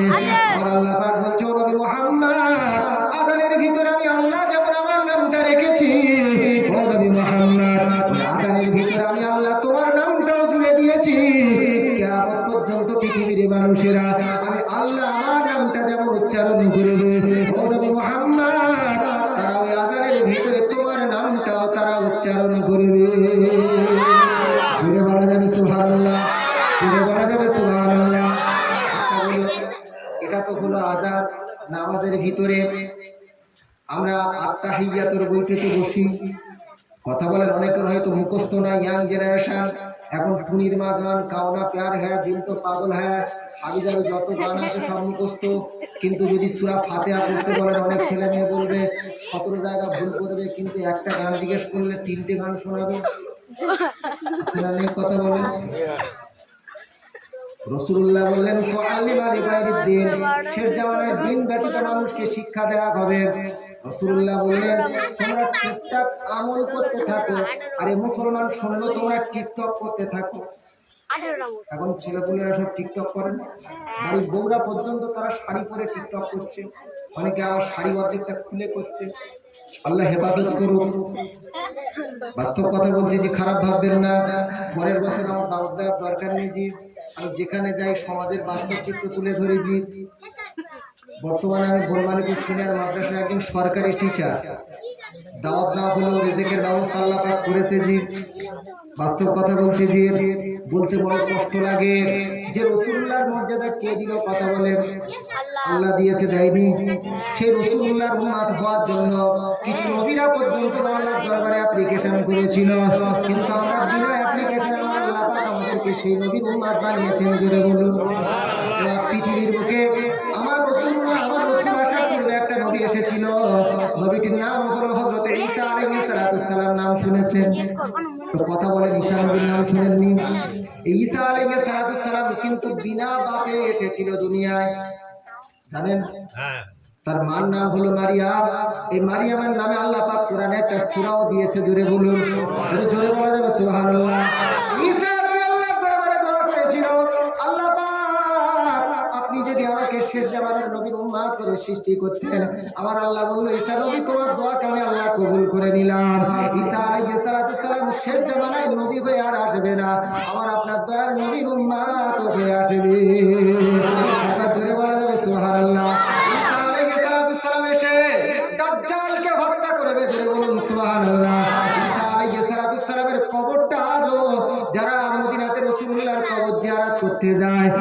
রাসূলুল্লাহ জানিয়েছেন মান যারা কবরি ওয়াজাবাত লাহু শাফাআতি, যদি কোনো ব্যক্তি আমি রাসূলুল্লাহ বাদা মামাতি, আমি রাসূলুল্লাহ ইন্তেকাল করার পরে যদি কোনো ব্যক্তি আমি রাসূলুল্লাহ আমার কবরটা জিয়ারত করে, কিয়ামতের ময়দানে আমি রাসূলুল্লাহ আমার জন্য শাফাআত করা তার জন্য ওয়াজিব হয়ে দাঁড়ায়। আবার জোরে বলা যাবে সুবহানাল্লাহ। নবী মুহাম্মদ রাসূলুল্লাহর কবরের পাশে দুজন বিখ্যাত সাহাবীর কবর, একটা হলো হযরত আবু বকর রাদিয়াল্লাহু তাআলা আনহু, আরেকটা হলো আমিরুল মুমিনিন হযরত ওমর রাদিয়াল্লাহু তাআলা আনহু। জোরে বলেন, আরেকটু জোরে বলা যাবে সুবহানাল্লাহ। নবী সাহাবী আবু বকর এমন একজন সাহাবী ছিলেন যে সাহাবী সম্পর্কে বর্ণনা করা হয়েছে যে আবু বকর রাদিয়াল্লাহু তাআলা এমন একজন সাহাবী ছিলেন যিনি রাসূলুল্লাহর হিজরতের সাথী ছিলেন। শুধু তাই নয়, আল্লাহ পাক এক সময় বলছে, ও আল্লাহর নবী এক সময় সাহাবীদেরকে বলছে, ও সাহাবীরা তোমরা বলো আল্লাহ পাক একটা জান্নাত সৃষ্টি করেছে, একটা জান্নাতের নাম হলো দারুস সালাম, আরেকটা জান্নাতের নাম হলো দারুল করার, দারুল মাকাম, জান্নাতুল খুল, জান্নাতুল মাওয়া, জান্নাতুল আদন, জান্নাতুল নাঈম, জান্নাতুল ফিরদাউস। আল্লাহ একটা জান্নাত সৃষ্টি করেছে। আমার আল্লাহ পাক আল্লাহর নবী বলছে, ও সাহাবীরা বলো বলো বলো, আমি রাসূলুল্লাহ তোমাদেরকে জানাই এই আটটা জান্নাতের জন্য বান্দা আমল করে জান্নাতে যাওয়ার চেষ্টা করে, কিন্তু এমন একজন ব্যক্তি দুনিয়ার বুকে আমার আল্লাহ সৃষ্টি করেছে প্রতিদিন জান্নাত আল্লাহর দরবারে দোয়া করতে থাকে যে আল্লাহ ওই মানুষটাকে আমি জান্নাত আমার মধ্যে দিও। আটটা জান্নাত প্রতিযোগিতা করতে থাকে, দোয়া করতে থাকে, আল্লাহ ওই মানুষটা যেন আমি জান্নাত আমার মধ্যে আসে। দারুল সালাম বলতে থাকে, আল্লাহ যেন আমার মধ্যে প্রবেশ করে। দারুল করার বলে, আল্লাহ যেন আমার মধ্যে প্রবেশ করে ওই মানুষটা। জান্নাতুল খুল বলে, আল্লাহ যেন কোনো জান্নাতে না দিয়ে আপনি আমার মধ্যে প্রবেশ করাবেন। ওই মানুষটার নাম কি তোমরা কেউ জানো? ভালো করে বুঝবেন। রাসূলুল্লাহ সাহাবীদেরকে বলছে ওই মানুষটাকে পৃথিবীর বুকে এমন একজন ধন্য মানুষকে জান্নাতে প্রতিযোগিতা করে তাকে নেওয়ার জন্য। সাহাবীরা বললেন, ইয়া রাসূলুল্লাহ, ইয়া হাবিবাল্লাহ, হুজুর আমাদের মা বাবার জানগুলো আপনার পদতলে কুরবানি হয়ে দাও। ইয়া রাসূলুল্লাহ, আমরা তার নাম জানি না। রাসূলুল্লাহ বললেন, ওই ব্যক্তিটা অন্য কেউ নয়, ওই ব্যক্তিটা হলো আমি নবী আমার সাহাবী আবু বকর রাদিয়াল্লাহু তাআলা আনহু। একবার জোরে বলা যাবে সুবহানাল্লাহ। আবু বকর এমন একজন সাহাবী ছিলেন, আল্লাহ রাসূলের এমন একজন সাহাবী ছিলেন আবু বকর রাদিয়াল্লাহু তাআলা আনহু। তিনি এমন একজন সাহাবী ছিলেন, ভালো করে বোঝার চেষ্টা করবেন। এমন করে একটা দিন অতিবাহিত হয়ে যায়, রাসূলুল্লাহ সাল্লাল্লাহু আলাইহি ওয়াসাল্লাম বলতে থাকে রাসূলুল্লাহর জীবনের একেবারে শেষ যুদ্ধ, যুদ্ধটার নাম হলো তাবুকের যুদ্ধ। ভালো করে মনে রাখবেন, এই যুদ্ধটা নবম হিজরিতে হয়েছিল। রাসূলুল্লাহ দশম হিজরিতে ইন্তেকাল করলেন। একেবারে রাসূলুল্লাহর জীবনের শেষ পর্যায়ে যুদ্ধটা এলো, যুদ্ধটার নাম হলো তাবুকের যুদ্ধ। এই তাবুকের যুদ্ধেতে রাসূলুল্লাহ ঘোষণা করলেন, ও সাহাবীরা তাবুকের যুদ্ধ করতে যাব, খ্রিস্টানদের বিরুদ্ধে এমন করে মুশরিকদের বিরুদ্ধে যুদ্ধ করবে। তোমরা যে যা পারবে আমি রাসূলুল্লাহ আমার দরবারে নিয়ে এসে হাজির করবে। আল্লাহ রাসূল আল্লাহর হাবিবের কথা শুনে এক একজন সাহাবী যে যা পাচ্ছে রাসূলুল্লাহর দরবারে নাজিল করছেন, রাসূলুল্লাহর দরবারে এখানে হাজির করছে। রাসূলুল্লাহর একজন সাহাবী ছিলেন, সাহাবীর নাম হলো হযরত ওসমান রাদিয়াল্লাহু তাআলা আনহু। তিনি একাই 700টা উট রাসূলুল্লাহর দরবারে হাজির করলেন। জোরে বলুন সুবহানাল্লাহ। সুবহানাল্লাহ। করছে দেখে রাসূলুল্লাহ সাহাবী আবু বকর রাদিয়াল্লাহু তাআলা বাড়িতে চলে গেলেন। বাড়িতে গিয়ে দেখছে আর রাসূলুল্লাহর দরবারে দেওয়ার মতন কিছু নাই। ভালো করে বুঝবেন, আবু বকর রাদিয়াল্লাহু তাআলা দেখছেন, বাড়িতে গিয়ে দেখছে কিচ্ছু নাই, কিচ্ছু নাই, কিচ্ছু নাই রাসূলুল্লাহকে দেওয়ার মতন। যা কিছু ছিল সব রাসূলুল্লাহর দরবারে মেনে নিয়ে নাজিল তিনি নিয়ে চলে গিয়েছেন, অথবা আল্লাহর রাস্তায় দান করে দিয়েছেন, আর বাড়িতে কিছু নাই। চিন্তা করা হয় রাসূলুল্লাহ বলেছে আমি আবু বকর কিছু পারবো না। বিভিন্ন সাহাবীরা বিভিন্ন জিনিস নিয়ে রাসূলুল্লাহর দরবারে হাজির করে। নবী সাহাবা আবু বকর রাদিয়াল্লাহু তাআলা তিনি কি করলেন? একটা বস্তা জোগাড় করলেন। ভালো করে বুঝবেন, একটা বস্তা জোগাড় করলেন। বস্তার ভিতরে বাড়িতে কয়েকটি হাঁড়ি খোলা ছিল, বাসন ছিল, কয়েকটি গ্লাস ছিল। এই হাঁড়ি খোলা বাসনগুলো বস্তার ভিতরে ভরলেন। বস্তার ভিতরে ভরে গিট্টিটা দিলেন। ভালো করে বুঝবেন, গিট্টিটা দেওয়ার পরে মাথায় করে নিয়ে রাসূলুল্লাহর দরবারে হাজির হলেন। আমার মুসলমান দিন দরদি বাবজি আবু বকর রাদিয়াল্লাহু তাআলা রাসূলুল্লাহর কেমন সাহাবী ছিলেন শুনুন। রাসূলুল্লাহর দরবারে আবু বকর রাদিয়াল্লাহু তাআলা ওই বস্তাটা মাথায় করে নিয়ে এসে রাসূলুল্লাহর দরবারে যখন হাজির করলেন, আল্লাহ রাসূল আল্লাহর হাবিব বলছে আবু বকর তুমি কি নিয়ে এসেছো বলো, বস্তার ভিতরে কি রয়েছে বলো। রাসূলুল্লাহর একজন সাহাবী গিট্টিটা খুললেন, দেখলেন বস্তার ভিতর থেকে হাঁড়ি খোলা বাসন এমন করে বাটি গ্লাস বার হচ্ছে। রাসূলুল্লাহ বলছেন আবু বকর বাড়ি বাটি তুমি আর কি কিছু রেখে আসুনি, আবু বকর বাড়ি থেকে কিছু রেখে আসুনি। আল্লাহ রাসূলের সাহাবা আবু বকর রাদিয়াল্লাহু তাআলা ডুকরে ডুকরে কেঁদে কেঁদে বললেন, ইয়া রাসূলুল্লাহ, ইয়া হাবিবাল্লাহ, আমি আমার বাড়ির জন্য আল্লাহ এবং তার রাসূলকে জিম্মেদার বানিয়ে এসেছি। আবার জোরে বলা যাবে সুবহানাল্লাহ। কথাটা এখনো শেষ হলো না, ভালো করে বোঝার চেষ্টা করবেন। রাসূলুল্লাহর দরবারে হযরত জিবরিল আলাইহিস সালাম রাসূলুল্লাহর দরবারে হাজির হয়ে গেলেন। হাজির হওয়ার পরে জিবরিল আলাইহিস সালাম এসে বলছেন, আসসালামু আলাইকা ইয়া রাসূলুল্লাহ, আসসালামু আলাইকা ইয়া হাবিবাল্লাহ, ইয়া রাসূলুল্লাহ, ইয়া হাবিবাল্লাহ। আপনার সাহাবী আবু বকর কিছুক্ষণ আগে আপনার দরবারে বস্তা করে হাঁড়ি খোলা বাসন নিয়ে বাটি গ্লাস নিয়ে হাজির করেছে। সে আবু বকর কোথায় গিয়েছে বলো? আবু বকর কোথায় গিয়েছে ইয়া রাসূলুল্লাহ, আপনি একটু বলুন। আল্লাহ রাসূলুল্লাহর হাবিব বলছে, ও জিবরিল আমিন, কেন কি হয়েছে বলো?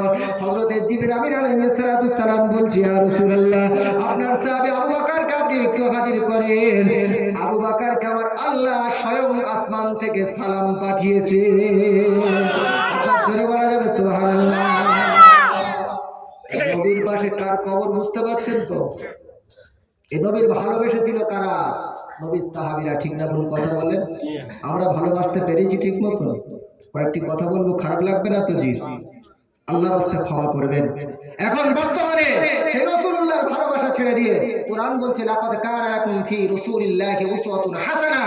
সূরাতুল আহজাবের মধ্যে এসেছে আয়াতটি 21 নম্বর আয়াত, সূরাতুল আহজাবের 21 পারার 21 নম্বর আয়াত, সূরাতুল আহজাবের এই আয়াতের মধ্যে এসেছে, এই পৃথিবীর মধ্যে যদি কাউকে আদর্শ বানাতে হয়, যদি কাউকে অনুকরণ করতে হয়, অনুসরণ করতে হয়, ইয়া রাসূল মুহাম্মদ রাসূলুল্লাহকে অনুসরণ করতে হবে। বলতে বড় কষ্ট হয়, কলিজাটা ছিঁড়ে যায়, বলতে কষ্ট লাগে। আর সেই মুসলমানের ছেলেরা নায়কদের অনুকরণ করে, অনুসরণ করে, নায়িকাদের অনুকরণ করে, অনুসরণ করে, হিরোদের হিরোইনদের অনুকরণ করে, অনুসরণ করে। আপনাদের এলাকার ছেলেপুলেরা হয়তো ভালো, এই বর্ষাকালে শীতকালে এতদূর মানুষ উপস্থিত হয়েছেন, আল্লাহর দরবারে শুকরিয়া। আল্লাহর দরবারে আমি আপনাদের জন্য দোয়া করব, কিন্তু তার আগে কয়েকটি কথা বলবো। জি, আজকের মুসলমানের ছেলে মেয়েরা নায়ক নায়িকাদের, ফুটবলারদের, ক্রিকেটারদের অনুসরণ করতে গিয়ে আজকের দেখবেন অনেক মুরব্বী মানুষ এখানে আছে, অনেক মুরব্বী মানুষ বসে আছে। আগেকার যুগে প্যান্ট ছিঁড়ে গেলে, ভালো করে বুঝবেন, প্যান্ট ছিঁড়ে গেলে, প্যান্ট এ ছিঁড়ে গেলে আমাদের মুরব্বী মানুষেরা দেখবেন তারা ছাই গাদা বোঝেন, ছাই গাদা বোঝেন না? বাবা, রান্না বান্না করার পরে চুলোর যে অবশিষ্টাংশ, কালো জিনিসগুলো, ছাই, এই ছাই দিয়ে একটা ছাই গাদা থাকে না, একটা ছাই ফেলে দিয়ে আসেন আমাদের মা বোনেরা। আগেকার দিনে ছিল, এখন তো সব কোম্পানির গ্যাস, সব গ্যাসে রান্না স্ট্যান্ডার্ড, জি তাই না? জি কথা বলেন। সে 1000 টাকা 1300 টাকা দিন, তুমি ইনকাম করে নিয়ে আসবে, আমি বাড়িতে ওই গ্যাসে ছাড়া রান্না করতে পারবো না, আই এম দ্য স্ট্যান্ডার্ড, হচ্ছে না জি? কথা বলেন জি। আবার বলছে কি মডুলার কিচেন করে দিতে হবে।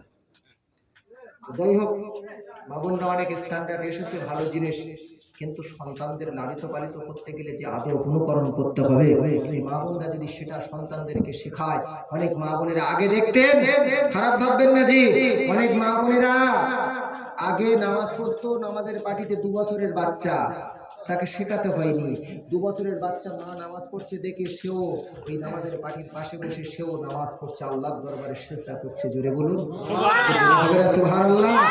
মা যদি ভালো হয় সন্তান ভালো হবে, মা যদি খারাপ হয় সন্তান কিন্তু ভালো হবে না। পৃথিবীর বুকে বিখ্যাত একজন মনীষী বলেছিলেন, যার নাম হলো নেপোলিয়ন বোনাপার্ট। তিনি একজন ফরাসি সম্রাট ছিলেন। তিনি বলেছিলেন যে গিভ মি 100 মাদার, আমাকে ভালো 100টা মা আমাকে দান করো, I shall give a nation, আমি তোমাদেরকে একটা উন্নত রাষ্ট্র দান করবো। ধরে বলুন সুবহানাল্লাহ। মা যদি ভালো হয় দেখবেন এই মহিলারা নবী হয়নি, কিন্তু নবীদের মা হয়েছে। তো কথা বলেন না কেন? নবী হয়নি, নবীদের মা হয়েছে, তো মহিলারা আল্লাহর ওলি হয়েছে। রাবিয়া বসরি রাহমাতুল্লাহ আলাইহা, তিনি একজন আল্লাহর ওলি মহিলা ছিলেন। জোরে বলুন সুবহানাল্লাহ। কিতাবের মধ্যে এসেছে রাবিয়া বসরি রাহমাতুল্লাহ আলাইহা এমন একজন আল্লাহর ওলি ছিলেন। ভালো করে বুঝবেন, ছোট্ট তথ্যগুলো বলছি, মনে রাখবেন, ছোট করে কেটে কেটে বলছি। রাবিয়া বসরি রাহমাতুল্লাহ আলাইহির কবরেতে মুনকার নাকির এসেছে। তো মুনকার নাকির বলতেন, চেনেন, দেখেছেন? দেখেছেন কোনদিন? হাদিস পাকের মধ্যে এসেছে, আল্লাহ রাসূলুল্লাহর হাবিব বলছেন, ইযা উমিরুল মাইয়িতু ফাতাহু মালাকানি আসওয়াদানি আযরাকানি ইউকালু লিহাদিহিমাল মুনকার ওয়া ইলাকিলহুমান নাকির।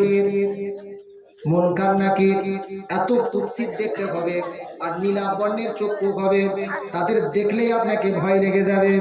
যখন কোনো ব্যক্তি মারা যায়, মারা যাওয়ার পরে যখন তাকে তার কবরস্থিত করা হবে, মানুষ হাঁটতে 40টা পা ফেলতে যতটা সময় লাগে, ততক্ষণ বাদে কিন্তু মুনকার নাকির কিন্তু কবরের মধ্যে প্রবেশ করবে। কবরের মধ্যে প্রবেশ করার পরে মুনকার নাকির কিন্তু তাকে 3টে প্রশ্ন জিজ্ঞাসা করবে। একটা হলো মার রব্বুকা, তোমার প্রতিপালক কে, ওমা দীনুকা, তোমার ধর্মটা কি, আর একটা কোশ্চেন হলো রাসূলুল্লাহর ছবি কোন কোন রেওয়াতে এসেছে, রাসূলুল্লাহর ছবি একটা তুলে ধরে বলবে মানে হাজার নজর, এই মানুষটাকে রাসূলুল্লাহর তরিকায় যদি চলাফেরা না করেন রাসূলুল্লাহকে গিয়ে কিন্তু চিনতে পারবেন না। আরেকটা রেওয়াতের মধ্যে এসেছে রাসূলুল্লাহর কবর থেকে আপনার এই কুন্তলের নলিয়াখালী গ্রাম পর্যন্ত যে কবরটা দেওয়া হয়েছে, এই কবর পর্যন্ত রাসূলুল্লাহর কবর থেকে একটা এমন করে সুড়ঙ্গ খুলে দেওয়া হবে, আর রাসূলুল্লাহর কবর থেকে দেখানো হবে, রাসূলুল্লাহকে দেখানো হবে, বলা হবে এই মানুষটাকে একটু বলে দাও, ভালো করে বুঝবেন। আরেকটা রেওয়াতের মধ্যে এসেছে, বলা হবে মান নবিয়ুকা, তোমার নবীকে, যে রাসূলুল্লাহর প্রশ্ন কবরে পর্যন্ত করা হবে, ভালো করে বুঝেন। রাবিয়া বসরি রাহমাতুল্লাহ আলাইহা আমার একজন বিখ্যাত মহিলা, আল্লাহর ওলি ছিলেন, আল্লাহর বান্ধবী ছিলেন, আল্লাহর ওলি ছিলেন। এই রাবিয়া বসরির কবরেতে যখন মুনকার নাকির প্রবেশ করলো, মুনকার নাকির এসে জিজ্ঞাসা করে, ভালো করে বুঝবেন, মুনকার নাকির এসে জিজ্ঞাসা করে মার রব্বুকা, তোমার রব্বুকে, তোমার প্রতিপালক কে। রাবিয়া বসরি বলছে তোমরা আবার কারা, ভালো করে বোঝার চেষ্টা করবেন। রাবিয়া বসরি বলছে তোমরা আবার কারা, আমাকে এসে প্রশ্ন জিজ্ঞাসা করো কেন? বলছে কেন, আমরা তো মুনকার নাকির, আমরা তো তোমার কবরে থেকে প্রশ্ন জিজ্ঞাসা করি একটা মাত্র কারণে, আল্লাহ আমাদের প্রেরণ করে প্রত্যেকটা পৃথিবীর বুকে যখন কোনো মাইয়াত মারা যায় তার কাছে গিয়ে আমরা হাজির হয়ে কবরস্থিত করার পরে তার কাছে প্রশ্ন জিজ্ঞাসা করি। ওই সময় রাবিয়া বসরি বলছে তোমরা যদি মুনকার নাকির কত দূর রাস্তা থেকে তোমরা এসেছো বলো, কোথায় থেকে এসেছো বলো? বলছে আমরা তা প্রায় আল্লাহর আরশে আজিম থেকে, আল্লাহ আসমান থেকে 500 বছরের রাস্তা অতিক্রম করে আমরা এখানে এসেছি। বলছে আচ্ছা বলো, যে মানুষটাকে এখনই শায়িত করা হলো, মাত্র 2.5 ফুট নিচের কবরে শায়িত করার পরে, একটা কবর জমিন থেকে মাত্র 2.5 ফুট নিচে করা হয়। রাবিয়া বসরি বলছে তোমরা 500 বছরের রাস্তা দূর থেকে এসেছো, আর আমি রাবিয়া বসরি আমাকে মাত্র 2.5 ফুট জমিনের নিচে এমন করে সবে দেয়া হলো যে রবের নাম জিকির করতে আমি মারা গেলাম, সেই রবের নাম জিজ্ঞাসা করলে মাথা ঠিক থাকে না। বলুন সুবহানাল্লাহ। রাবিয়া বসরির কবর থেকে মুনকার নাকির রিওয়ায়াতের মধ্যে এসেছে আল্লাহর দরবারে ফিরে যায়, আল্লাহর দরবারে ফিরে গিয়ে বলছে আমার আল্লাহ এমন একজনের কবরে প্রেরণ করেছেন, সে উল্টে আমাদের প্রশ্ন জিজ্ঞাসা করে, আমরা তার প্রশ্ন জিজ্ঞাসা করবো কি? আমার আল্লাহ বলে ওগো মুনকার নাকির, না না না না, আমার বান্দিরা রাবিয়া বসরির কবরে আর যেতে হবে না, আমি আল্লাহ তার প্রতি রাজি। ফাফরিশু বিল জান্নাহ, তোমরা তাকে জান্নাতের সুসংবাদ দিয়ে দাও, জান্নাতের বিছানা রাবিয়া বসরির কবরেতে তোমরা বিছিয়ে দাও। জোরে বলা যাবে সুবহানাল্লাহ। নারী থাকবে, শরীফ আল্লাহুম্মা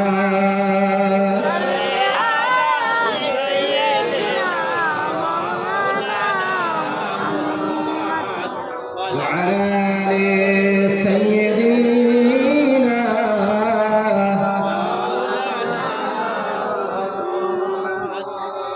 সম্মানিত দিনদারদি বাবাজি, আমি আপনাদেরকে যে কথা বলছিলাম যে আজ বর্তমান মুসলমান ছেলেমেয়েরা নায়ক নায়িকাদের অনুসরণ করছে, কিভাবে করছেন জানেন? আচ্ছা আচ্ছা, নারী তাকবীর, নারী তাকবীর। اولاد مجدد زمان، اولاد مجدد زمان، ফুরফুরা দরবার শরীফ, ফুরফুরা দরবার শরীফ, নারী তাকবীর।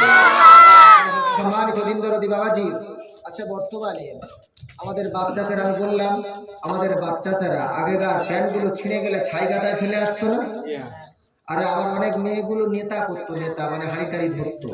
আর এখনকার ইয়াং জেনারেশন ছেলেগুলো, এরা দোকানে পকেটে 2000 টাকা, 1500 টাকা, 1000 টাকা নিয়ে গিয়ে এসি রুমে দোকানে, শ্বেত পাথরের দোকানে গিয়ে ঢুকে বলছে যে দোকানদার আমার ছেঁড়া কেন। অবস্থা কি বুঝতে পারছেন? বলছে ছেঁড়া প্যান্ট দাও। আপনাদের এলাকার ছেলেপুলেরা ছেঁড়া প্যান্ট পরে? ঈদের সময় বাড়িতে বিয়ের অনুষ্ঠান হচ্ছে, দোকানদার বলছে আমার ছেঁড়া প্যান্ট দাও। অনেকদিন আগেকার কথা, একটা গল্প বলি শুনুন। আমি ট্রেনে উঠেছি নামখানার দিকে জলসা করার জন্য, একটা গল্পের আকারে একটা ঘটনা বলছি। জি, এখন দেখছি একটা ছেলে ভদ্র জামা কাপড় পরেছে, আর প্যান্টটা পরেছে হাঁটুর দিকে ছেঁড়া, পাত দিকে এখানে ছেঁড়া, এখানে ছেঁড়া। তা অনেকক্ষণ ধরে বসে রয়েছি। তা আমি জিজ্ঞেস করছি, ভাই কিছু মনে করো না, তোমার একটা কথা বলি, তুমি এই এত ভদ্র জামা কাপড় পরেছো আর প্যান্টটা ছেঁড়া পরেছো, ট্রেনে উঠতে তোমার লজ্জা টজ্জা লাগেনি? বলছে হুজুর তুমি এসব বোঝো না, this is the fashion. Pant যে ছেঁড়া পড়েছে এটা ফ্যাশন, এটা ছেঁড়া নয়, ফ্যাশন। আমার অবস্থা বোঝে, অনেক ছেলেপুলেরা এখন প্যান্ট আবার নিচের দিকে নামিয়ে, আল্লাহ ক্ষমা করুক, খারাপ উদ্দেশ্যে বলছি তা নয়, আমার জাতির ভাইয়ের একটু সংশোধন হোক সে উদ্দেশ্যে বলছি। প্যান্ট এখন একটু নিচে নামিয়ে দিয়ে জায়গাটা একটু উঁচু করে দিচ্ছে, মানে কোম্পানিটা দেখুক লোক কি অবস্থা। শুধু তাই বলতে, আর নিচে নামলে একটু খবর খারাপ হয়ে যাবে, আল্লাহ ক্ষমা করুক। ছোট্ট করে বলছি, সে একটা গল্প আছে। স্কুলের মাস্টার এখন ইন্সপেকশনে গিয়েছে, এখন ক্লাস 7 এর ভিতরে ইন্সপেকশন করতে গিয়েছে। ভালো করে বলি, ক্লাস 7 এর ভিতরে, কিন্তু ক্লাস 7 এর একটা বল্টু মার্কা ছেলে ছিল, বল্টু, সে কিন্তু খুব বদমাইশ। তার হেড স্যার বলে দিয়েছে, ইন্সপেক্টর যখন আসবে তুই কিন্তু খবরদার ওই দিনে স্কুলে আসবি না। ও সবার আগে এসে বেঞ্চের তলায় বসে, কেউ যাতে না দেখতে পায়, ভালো করে বুঝবেন, কেউ যাতে দেখতে না পায়, বেঞ্চের তলায় বসে রয়েছে। এখন ইন্সপেক্টর এসে, যথারীতি ইন্সপেক্টর এসেছে ওই দিনে আসার পরে ইন্সপেক্টর এসে জিজ্ঞাসা করছে, তোমরা সব পড়াশোনা ভালো হচ্ছে? সবাই বলছে হ্যাঁ। ইন্সপেক্টর বলছে, ঠিক আছে তোমাদের কেমন পড়াশোনা হচ্ছে আমি একটা জিনিস জিজ্ঞাসা করি, কে কি বলতে পারো দেখি। তা বলছে, স্যার বলুন। ইন্সপেক্টর বলছে, আচ্ছা বলো, পৃথিবীর বুকে এমন একটা জিনিসের নাম বলো যার এক এক জায়গায় এক এক রকম নাম। সব ভালো ভালো ছেলেরা যারা ফার্স্ট বেঞ্চে করে তারা চুপ করে কিছু বলতে পারে না, ভালো করে বুঝুন। বলছে যে এমন একটা জিনিসের নাম বলো যার এক এক জায়গায় এক এক রকম নাম। এখন সবাই চুপ করে রয়েছে, বল্টু আর সহ্য করতে পারেনি, ও বেঞ্চির তলাতে উঠে বলছে, স্যার আমি বলবো।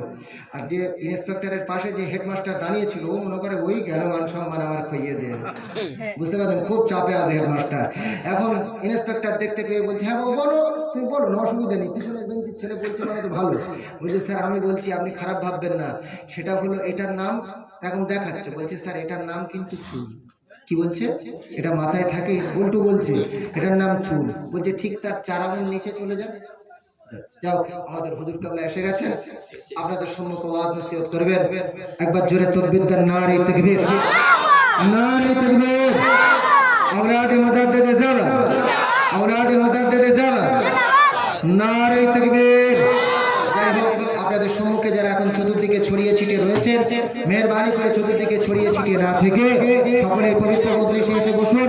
আখেরি দোয়া করে দেবে। এখন আপনাদের সম্মুখে ওয়াজ নসিহত করবে ত্রিপুরা দরবার শরীফ থেকে আগত আল্লামা শাহ সুফি মরহুম ছোট হুজুর বিদ্যালয় রহমাতুল্লাহ আলাইহির সুযোগ্য পৌত্র জনাব হযরত মাওলানা মরহুম গোলাম রহমান সিদ্দিকী সাহেবের মেজো সাহেবজাদা আব্দুল কাদের সিদ্দিকী, তিনি আপনাদের সম্মুখে ওয়াজ নসিহত করবেন। আর একবার তাকবীর দেন দেখি, নারে তাকবীর, নারে তাকবীর।